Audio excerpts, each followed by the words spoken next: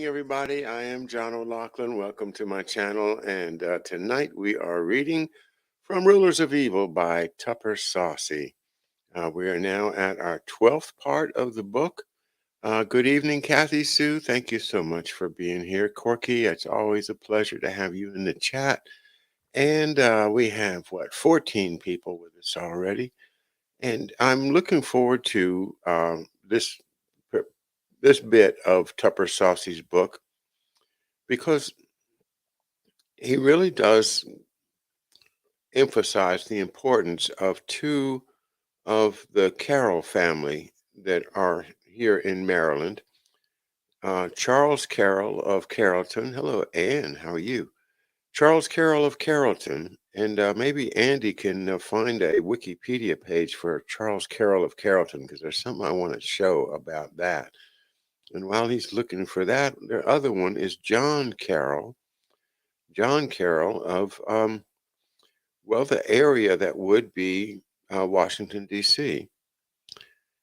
And he, the founder of Georgetown University, the first Catholic bishop in the United States. And we heard about that some in reading from How the Nation Was Won by Graham Lowry about a week ago, where we identified the political issue of having bishops in America, and how shocking it was to the people who thought they'd gotten away from that European system, whether they were Catholics or whether they were Presbyterians, or, or especially the Congregationalists, the Puritans, and the Baptists. All of them were against having a superstructure above the local priest or minister.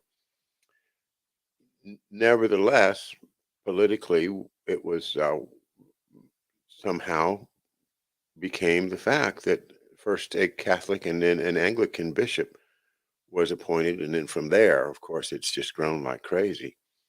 So that presence of John Carroll as a young Jesuit priest in Maryland, charged with kind of really overseeing not only Maryland, but also all of the Catholic people from here to Louisiana. A huge area to cover, even though there were very few Catholics anywhere between Maryland and New Orleans and Louisiana. So let's go back up to the top and look at Charles Carroll for a second, because I do think if you'll scroll back up to the top, I want to make a comment about his. So he was the wealthiest man. There's a painting of him. He was the wealthiest man in the colonies at the time of the Revolution. So think about that. Irish American, not only Catholic, but Jesuit Catholic, and trained, I think, for 17 years. Yes, 17 years in France. Okay. Now, people don't realize, nor does history tell us, the extent to which the Catholic landowners were slaveholders. But here, this man has 300 enslaved people on his estate, his 10,000-acre estate. It seems to me that he had more. Um, the idea of the Catholics being innocent of slavery is just wrong. They were deeply in it. And also, this is an interesting connection for David Underdown, is that he was one of the founders of the Baltimore and Ohio Railroad. So that's a topic for another time, but he was alive until 1832. He was the last of the signers of the Constitution to die. And I think it's also noteworthy that his wife died of addiction to laudanum, opium addiction. just part of the landscape that we don't often think of. Here we've got all of these estates and everything. Can we go to the part where he gets to to the revolution? Just scroll down a little bit, Andy. Um, okay, hang on right there. This is what I wanted you to want to quote to you. In the early 1770s, Carroll appears to have embraced the idea that only violence could break the impasse with Great Britain. Now, just take a breath for a second and realize that this man is a Jesuit, okay? His brother is or will soon be the Jesuit bishop, Catholic bishop in charge of all the priests in America. So, who is he to be advocating violence? I thought, the priests and, they were supposed to be like all for peace, right? But here's this guy, and we have this exchange. Samuel Chase. We have the better of our opponents. We have completely written them down. Well, Carroll says, and do you think that writing will settle the question between us? And Chase says, to be sure, what else could we resort to? And Carroll says, the bayonet. The bayonet. That's Carroll, 1770. Our arguments will only raise the feelings of the people to that pitch when open war will be looked to as the arbiter of the dispute. Where do you think he learned that? He learned that in France and Belgium studying with the Jesuits. So this I'm thanks, Andy. I'm done with the Wikipedia article now, but I recommend that you study Charles Carroll of Carrollton for many reasons, especially in light of what we are reading tonight from Tupper Saussy's very interesting book, Rulers of Evil. And we left off on page 194. I'm going to have a sip and we'll get started.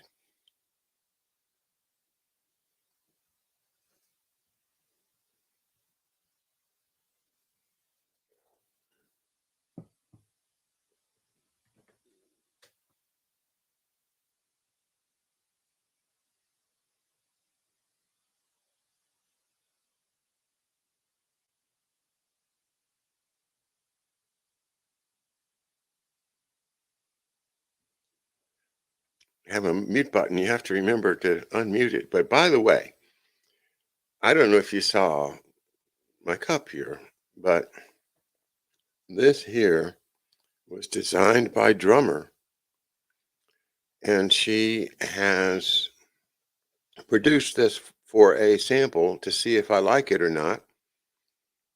And the question of whether or not this is something that people might be interested in if we put it up on the website.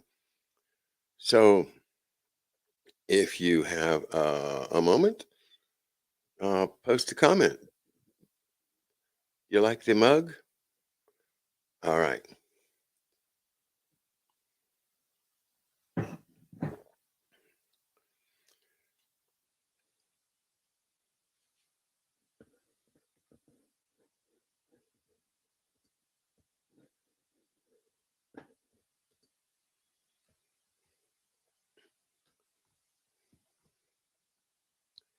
Now, we left off with Lorenzo Ricci, who our author proposes, is the true author of Sun Tzu's The Art of War. The 13 Articles, the formal title of that work, The Art of War, quote, the general decides everything. He knows how to shape at will not only the army he is commanding, but also that of his enemies. Now let's think about what Charles Carroll and John Carroll were up to as we think in terms of the the attitude of a Jesuit general.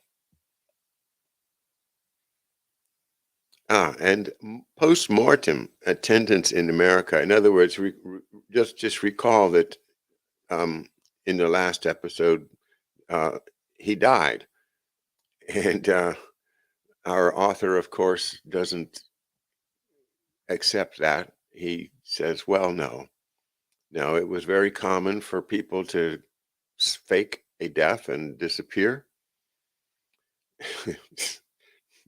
Not much new under the sun, is there?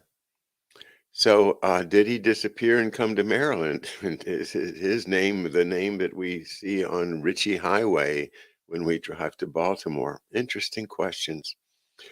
Lorenzo Ricci's post-mortem attendance in America is strongly suggested in yet another pivotal episode, the famous mission to Canada. This strange exercise is normally regarded by historians as a colossal failure. It began on February 15th, 1776, when the Second Continental Congress resolved to send Benjamin Franklin, Samuel Chase, and Charles Carroll to Montreal with full authority, quote, to promote or form a union with Canada against England. Just before the committee left Philadelphia, John Adams proposed a curious last-minute resolution. On the record, he requested, quote, that Charles Carroll prevail upon Mr. John Carroll to accompany the committee to Canada, to assist them in such matters as they shall think useful. Congress adopted the resolution. How might a priest have assisted the committee in promoting or forming a union with Canada? The answer lies in demographics. Canada then was largely Quebec. And Quebec, though ruled despotically by the British since 1763, was mostly Roman Catholic. A Jesuit priest armed with the right Vatican paperwork or password could exert powerful influence on Canadian foreign policy. The same priest, if accompanied by the combined head of the Black Papacy and international Freemasonry, could make that policy.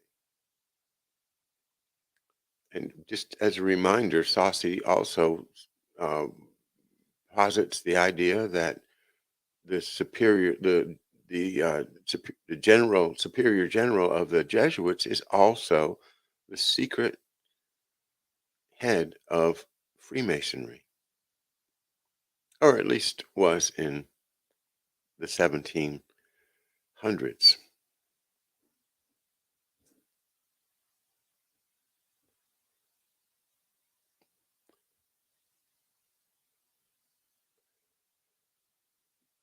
The mission arrived in Montreal only to learn that Bishop Briand of Quebec had ordered Pierre Floquet, the Jesuit superior in Montreal, to consider John Carroll persona non grata.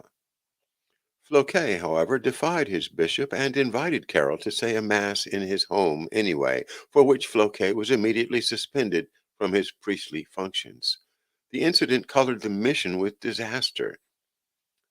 Parentheses, although Floquet was restored, according to Walsh's American Jesuits, after a simple apology. Disaster was verified when the committee returned to Philadelphia with no prospect for any union whatsoever with Canada. Congress lamented that America's first diplomatic legation had failed. But America's first diplomatic legation was Sun Tzuan and Jesuitic, and Jesuit diplomacy can be expected to conceal victory behind mishap, as the 13 Articles put it. Quote, you must have a real advantage when the enemy believes you have sustained some losses. So we examine the Canadian mishap for a real advantage and discover something far more valuable than the originally sought union. While Bishop Briand was outwardly demeaning John Carroll, the mission was obtaining from Canada a position of neutrality. This was a significant achievement considering Canada's good relationship with Great Britain on the one hand and 2 centuries of hostilities toward New England on the other. For the colonists, Canadian neutrality removed the threat of a powerful Northwest enemy and cleared the way for a declaration of independence. At Montreal and at Cambridge, I sensed the presence of someone infinitely more commanding than mere committeemen appointed by Congress. I sensed the presence of the quote honorary committeeman unlisted in any record, the professor, the fugitive vicar of Christ. Returning from Canada, Benjamin Franklin fell ill. It was John Carroll who escorted him to Philadelphia. At Franklin's invitation, Carroll moved into his home. Franklin acknowledged the fact in a letter dated May 27, 1776, mentioning Mr. Carroll's friendly assistance and tender care of me. These were critical weeks of countdown to the Declaration of Independence. I wonder who else might have been found under the Franklin roof. Perhaps the professor with his dynamic oaken chest? The professor, of course, if you don't recall from earlier, is the uh, one of the names given to Lorenzo Ricci in Saussy's idea of what really happened.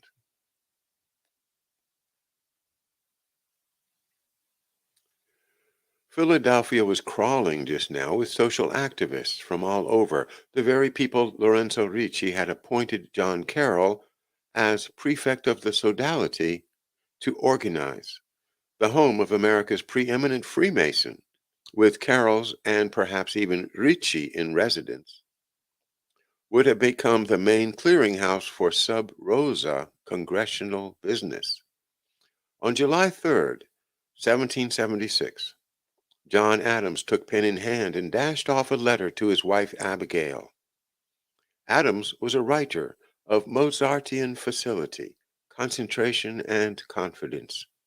Everything he ever wrote was first draft and good. He never struck through words, never edited. His moving hand, having writ, just moved on. Quote, yesterday, he scribbled, the greatest question was decided which ever was debated in America, and a greater, perhaps, never was nor will be decided among men. A resolution was passed, without one dissenting colony, that these united colonies are, and of right ought to have full power to make war, conclude peace, establish commerce, and to do all other acts and things which other states may rightfully do. The second day of July, 1776, will be the most memorable date in the history of America. I am apt to believe that it will be celebrated by succeeding generations as the great anniversary festival.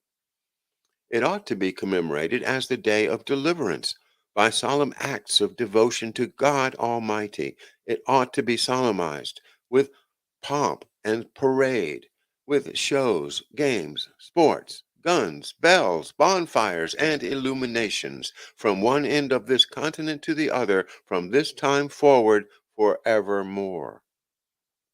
Unquote. If the Black Papacy truly had orchestrated America's breakaway from England, we would expect to find the second day of July to be rich in Kabbalah and in Roman Catholic liturgical color. All right, that sentence it says a lot. I'm going to read it again. If the Black Papacy, i.e., Lorenzo Ricci, had truly orchestrated America's breakaway from England,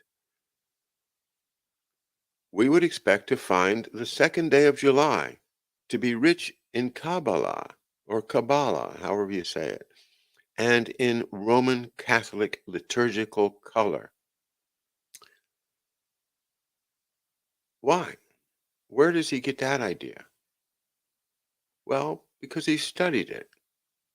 And it's one of the things I've been looking into a bit myself. And the presence of Kabbalah in Freemasonry goes way back in the 1600s, and there's so much that we don't know that happens in places like Germany, Russia, Central Europe, as Professor Hamamoto and I were talking about last night, that huge populations of very different cultures and traditions has an influence upon us, although we don't study it. And the Kabbalah is part of that. So, unfortunately, because I don't like to study things that are esoteric like that, I really don't. But it's part of history too. So it's very important that we do pay attention to it. And that's going to be some more of our subject as we keep reading tonight. Excuse me just a second.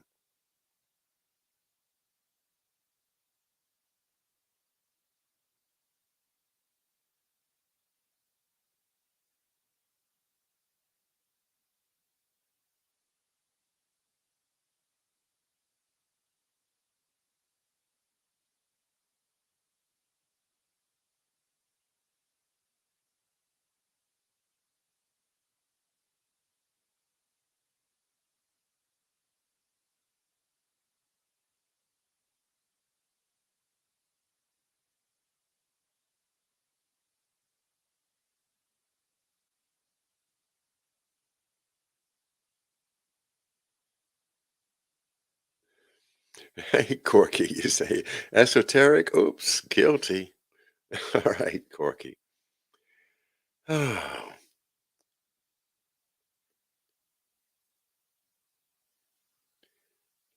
yes. Well, professor's here. Great, great. Yeah, I was just thinking about our fascinating conversation last night. I so much enjoyed it, and it's been resonating in my mind since then. Great. So glad you're here. All right, let's read some more.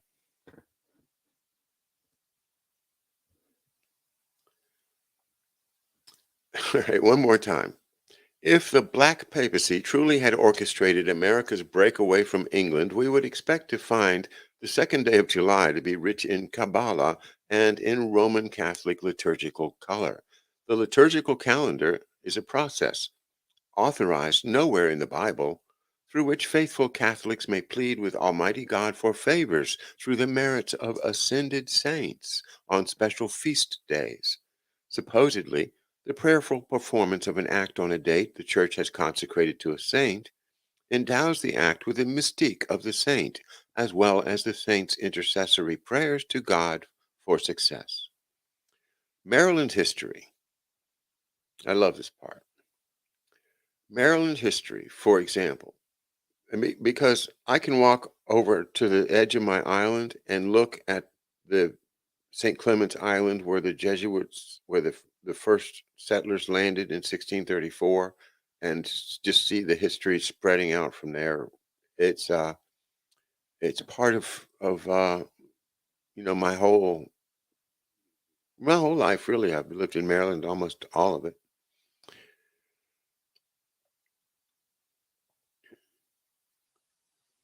Maryland history, for example, is grounded in the liturgical calendar. We recall how the original settlers of Maryland, many of whom were Roman Catholics, set sail from England under the spiritual direction of Jesuit Father Andrew White on November 22nd, November 22nd, 1633. November 22nd is the feast day of Saint Cecilia, a 3rd century Roman martyr and traditional patroness of musicians. Did Cecilia's spirit bless the voyage with musicality to cheer up an otherwise oppressive boredom? The voyagers reached landfall the following year on March 25th, Annunciation Day, feast of the angel Gabriel's announcement to the Virgin Mary that she is pregnant with the Son of God. Annunciation Day contains the joyful mystery of an angel's announcing the planting of the divine seed within a virgin matrix. Did the settlers imagine themselves planting the seed of a new social order in a strange wilderness? The whole enterprise blessed by God through the merits of the Virgin Mary's unique relationship to him. Then, exactly 1 year later, on Annunciation Day 1634, Father White consecrated the colony of Maryland to the Virgin Mary.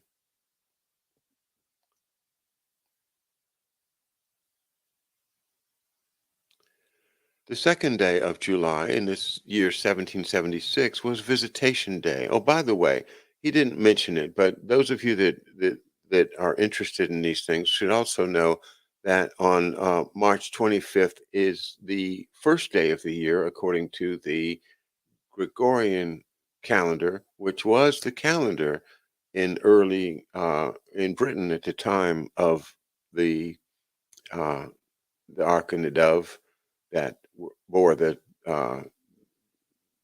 Calvert family and all of their workers and indentured servants and Jesuits to Maryland in 1634. So that's another just a significant point about March 25th. The second day of July in 1776 was Visitation Day, commemorating the event recorded in the first chapter of Luke, where the Virgin, pregnant with the Messiah, visits her cousin Elizabeth, who is pregnant with John the Baptist. No day in the liturgical calendar is more suited to Bellarminian liberation theology than Visitation Day. Now, I'll just remember that Cardinal Bellarmine is the first person that we're aware of that has enunciated the what we call liberation theology. And that is the theology that was preached by the liberal Jesuits in Central America against the dictators and the death squads. It dates back before the revolution, but it is the idea of individuals having worth and individual rights. Bellarmine is the first writer that we can see from whom we can trace the language of the Declaration of Independence. And that was done in earlier chapters in the book.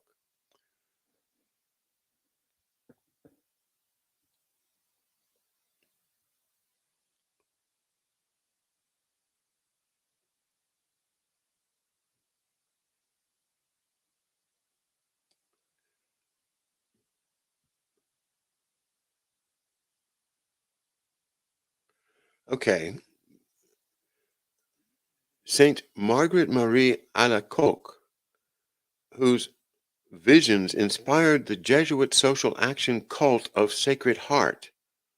You've seen the Sacred Heart. If you've ever been to a Catholic church or function, you might have seen it printed somewhere, but it's a heart, and it has the ring of thorns around it, and it's a uh, that's what he's referring to as the cult of the Sacred Heart. And she was a member of the Visitandines, an order of nuns devoted to the Visitation. Visitation Day's scriptural basis is the Virgin Mary's ecstatic sermon to Elizabeth at Luke. This famous ejac all right, this famous ejaculation, known as the Magnificat, the opening word in the Latin Vulgate's rendering of the passage, meaning, quote, it magnifies, literally defines the social action called for by Sacred Heart in Philadelphia on the second day of July, 1776. Quote, my soul doth magnify the Lord, and my spirit hath rejoiced in God my Saviour. For he hath regarded the low estate of his handmaiden. For behold, from henceforth all generations shall call me blessed. For he that is mighty hath done to me great things, and holy is his name, and his mercy is on them that fear him from generation to generation. He hath shewed strength with his arm. He hath scattered the proud in the imagination of their hearts. He hath put down the mighty from their seats, and exalted them of low degree. He hath fulfilled the hungry with good things, and the rich he hath sent empty away. Unquote. Scattered the proud, put down the mighty, exalted them of low degree, filled the hungry, emptied the rich. This is the rhetoric of Christian redemption, yes, but in the context of Lorenzo Ricci's agenda, it is the rhetoric of rebellion to tyranny, the very point of the Declaration of Independence. And it's spoken by the Virgin Mary, patroness of the Society of Jesus, patroness of Maryland, indeed, patroness of Roman Catholic conquest on the day particular to her. Now, is that not quite a feat of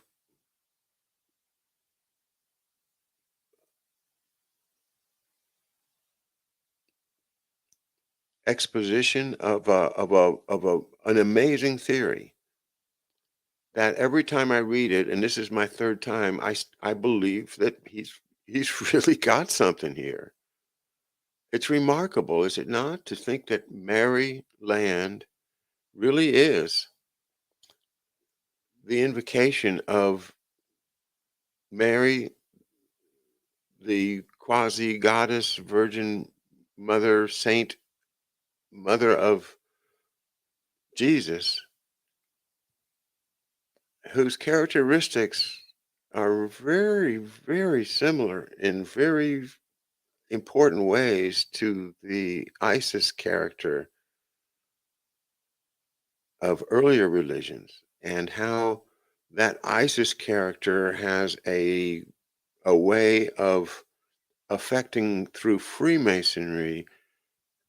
Does the Virgin Mary play a role in Catholic thought or Catholic belief, or even in the greater subtle gestalt of the United States and the colonies of the times, the feeling of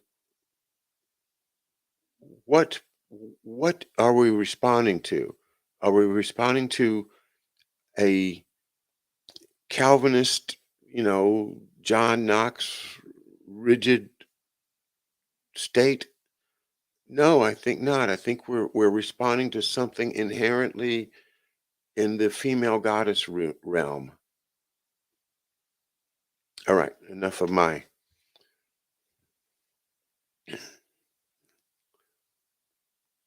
Okay, here we go with the numbers.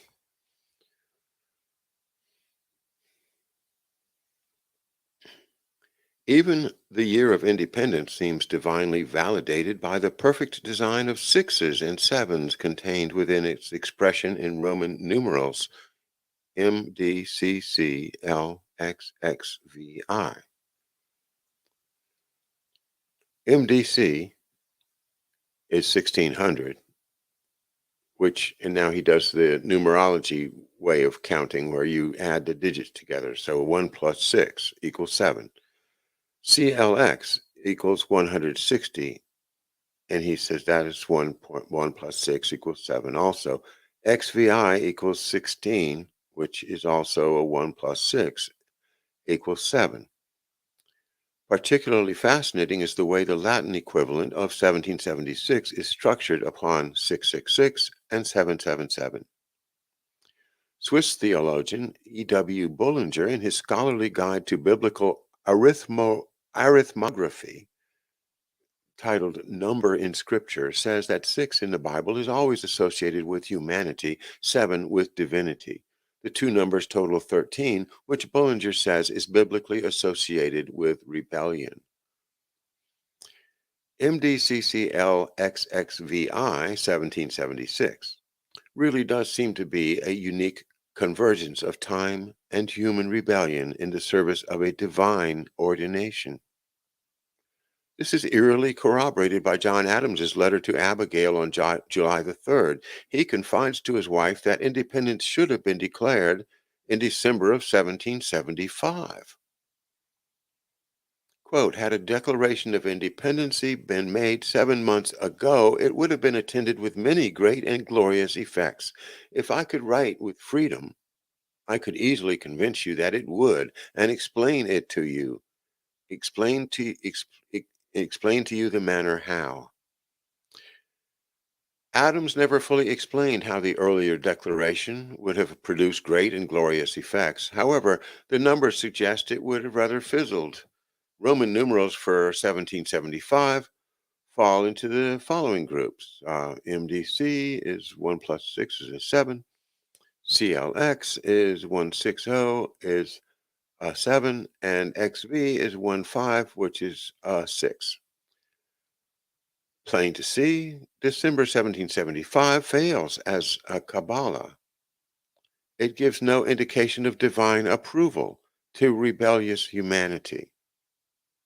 This is why I believe Lorenzo Ricci held out for 1776.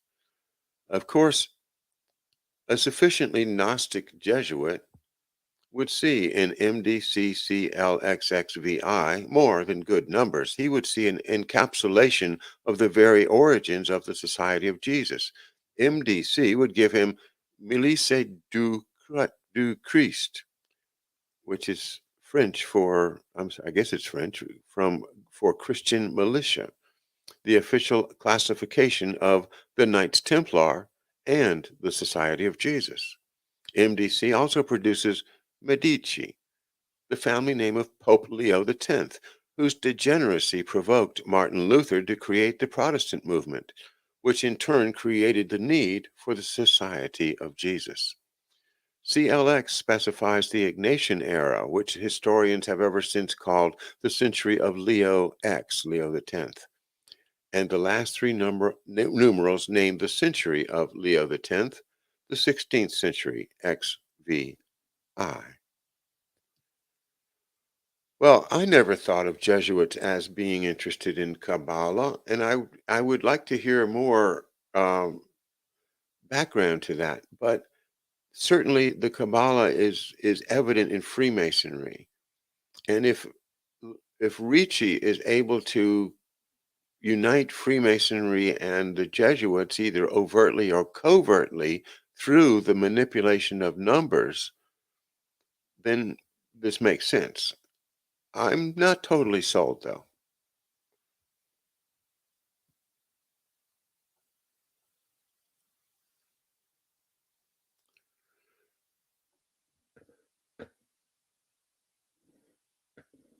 When it came time to sign the Declaration of Independence, how could Lorenzo Ricci not be present?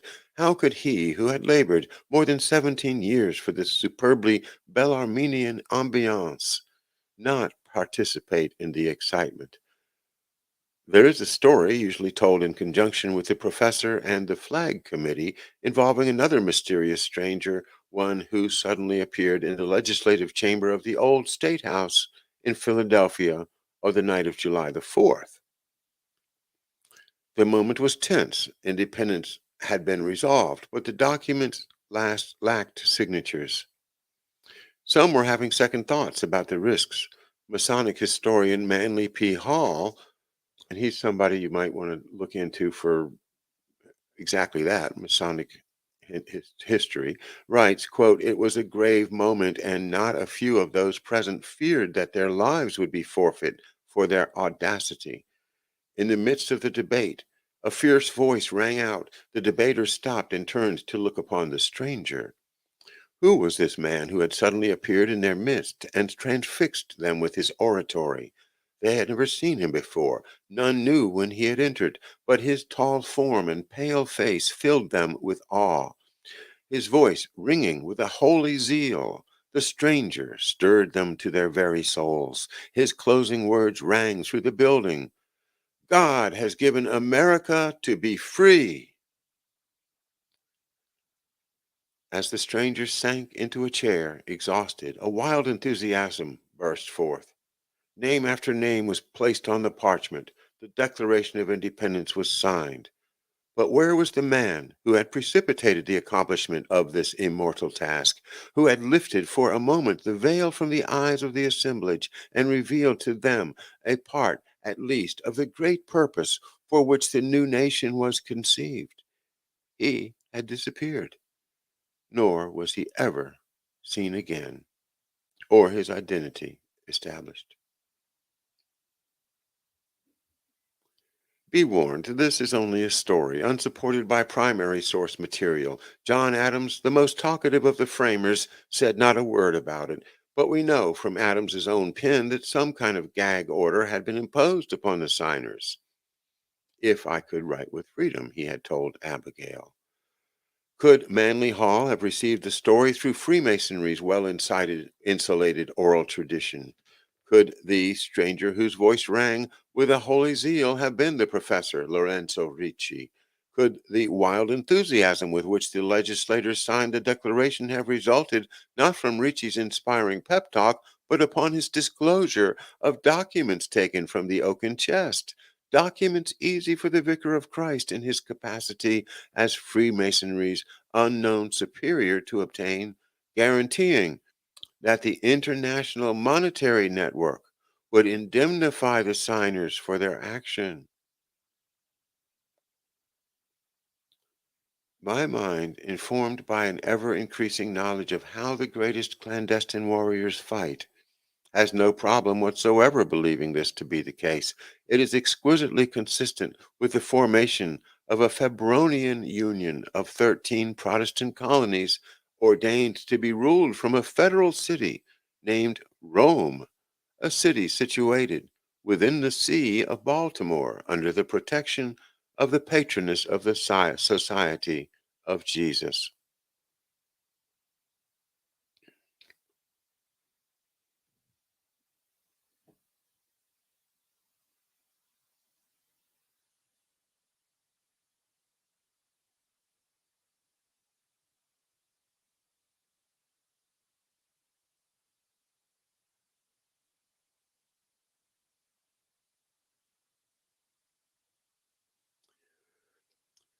Well, how's everybody doing?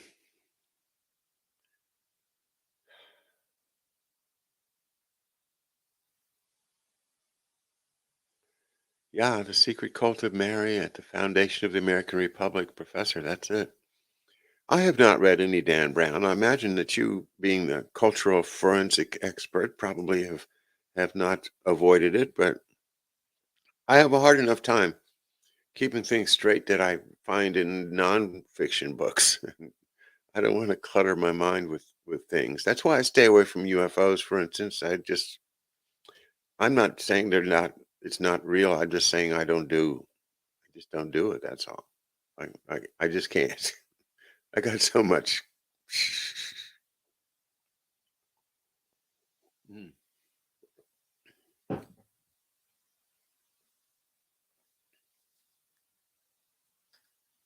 Right. Indeed, it was, Professor.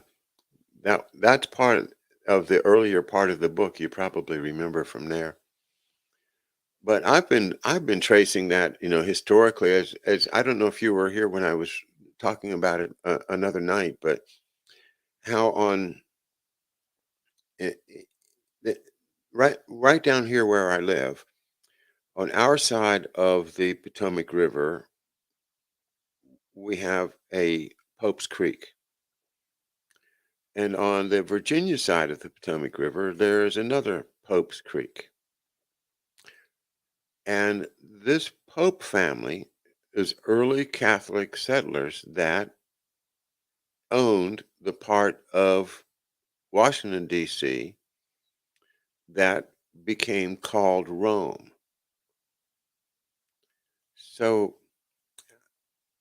and the popes kind of worked their way up to Washington while another family was growing in Virginia and stayed on the Virginia side, Washington on the Maryland side, is the Masons. And it does not seem like a kind of a esoteric trick to seed uh, Virginia with Masons and Maryland with popes. See how those names just kind of flow right into what Tupper Saussy is writing? And I think of that basically. Oh, thanks, Andy. Basically as the two sides of the Potomac River having been populated as you go north towards Washington, where they meet, because that's pretty much the end of the navigable river at the junction there at Washington, just before Georgetown. I I see that as a physical metaphor for the junction of Freemasonry and the Jesuits.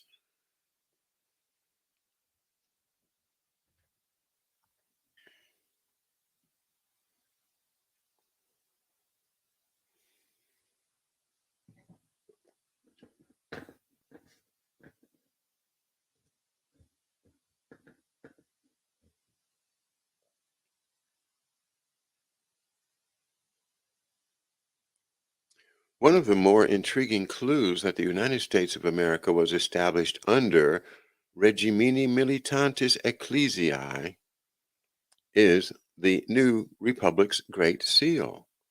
As we shall see in the next chapter, the seal is legal proof that America's true founding fathers were indeed priests of Rome.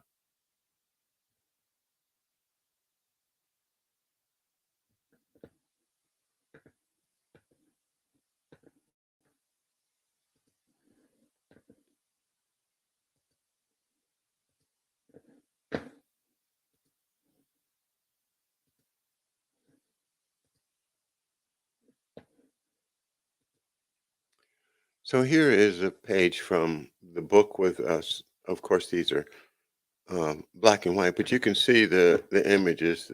Annuit Cheptis, the triangle with the all-seeing eye, and the burst of light behind it, the separation of the pinnacle of the triangle from the base of the triangle. You see the 13 stars there. 4, 5, 6, 7, 8, 9, 10, 11, 12, 13. And and down at the bottom, MDCCLXXVI, the very Roman numerals that we just studied in the last chapter. That is the Great Seal of the United States.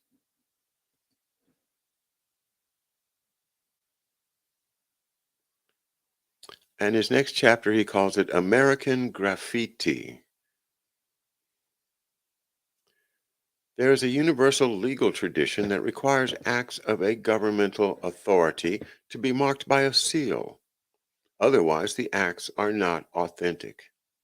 Typically, a seal discloses the character of the authority it represents by means of an image, which can be, and usually is, amplified by some sentence, phrase, or word.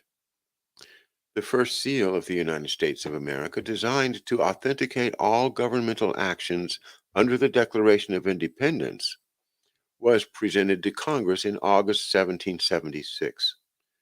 Created by an official committee consisting of Benjamin Franklin, John Adams, and Thomas Jefferson, the seal illustrates an event based on Exodus 14:19 through 27.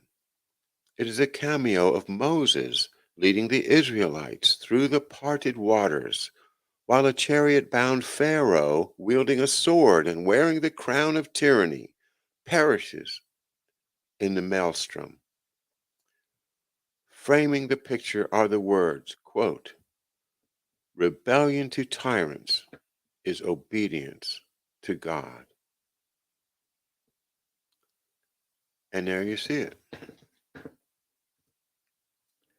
And he calls that the Mosaic Seal of August 1776.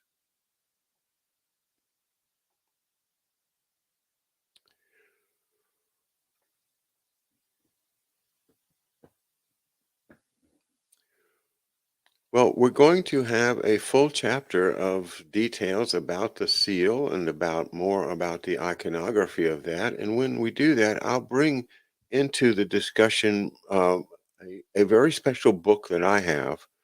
It is the biography of John Hanson. And John Hanson was one of the presidents of the Continental Congress. before the Constitution, right? And he happened to be the president of the Continental Congress when they adopted the Great Seal of the United States.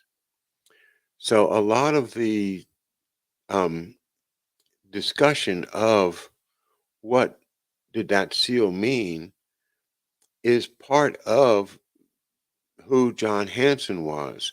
And John Hanson grew up right here in Charles County, Maryland, where I'm broadcasting from tonight, about maybe 20 miles from here, but also along the Potomac River. Oh, and thank you so much for putting him up there, Andy, because I guess what you get to see? You get to see his portrait, and where is his hand? Oh my God. Oh my. So if Benjamin Franklin, Thomas Jefferson,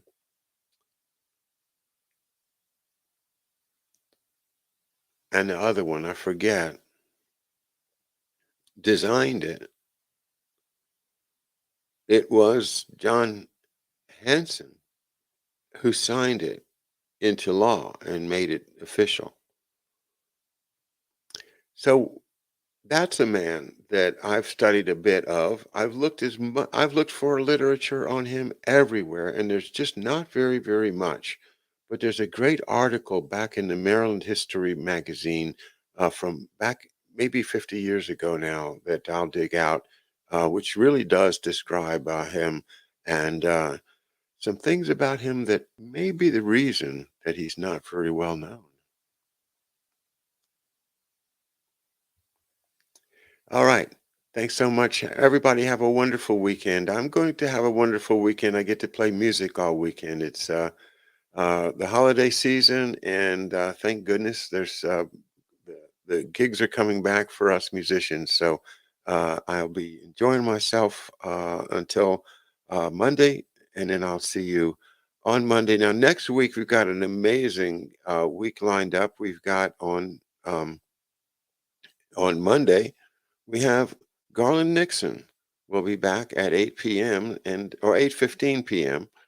Um, he is just a delightful genius as far as I'm concerned in terms of political analysis and his perspective as a uh, as a real television journalist for 30 some years, I guess. It's just quite an honor to have Garland Nixon with us. So Monday night, don't miss it, 8 p.m. Tuesday, 11 a.m. A very first. I think I might be the first person to have snagged Sean Ross. Sean Ross, Geo-Ray of the YouTube channel, and a man who's incredible esoteric. And those of you who like esoteric, we're going to love this show next Tuesday at 11 a.m., broadcasting from Europe. And I'm just delighted to finally get to connect with Sean Ross. Now, Wednesday night, we're going to be back with David Underdown. And that is going to be our lineup of live shows next week. Then I'll be doing some more reading in the minefields to wrap it up. Thank you so much for being with us this week, and thanks for checking in over at screamingospreys.com. Don't forget, we do appreciate the support. The Patreon button is there, and appreciate it if you have the opportunity and want to support the channel. Thank you.